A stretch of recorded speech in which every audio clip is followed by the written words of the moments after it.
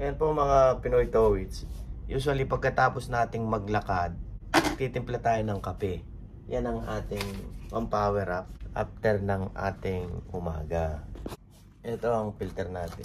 Lalagay lang natin sa ating coffee machine or brewer. I-brew lang natin. Mga 2 kutsara lang grind coffee. Sarap ng amoy. Ayan. Kung matapang, dagdagan mo. Lalagyan na natin ng tubig. Ayan. Galing din dito, rekta na yan.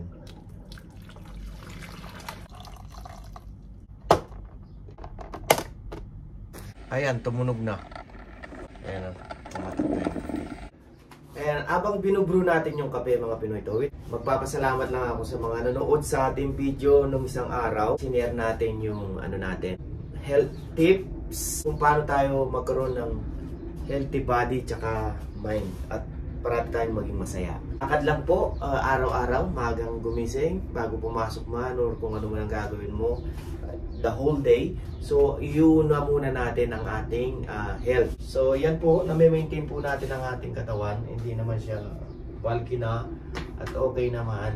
Hindi naman ako mamasel, pero nag-weights din ako ng konti.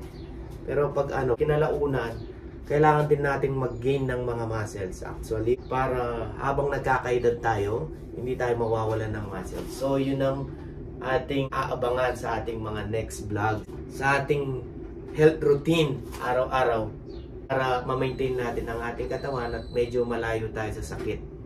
Ayan po. Parang okay na yung ating kape. Ayan na po. Kaya na inom po tayo. Ang dami pala niya. Parang may laman siya.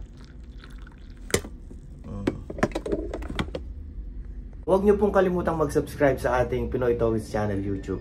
Maraming salamat po.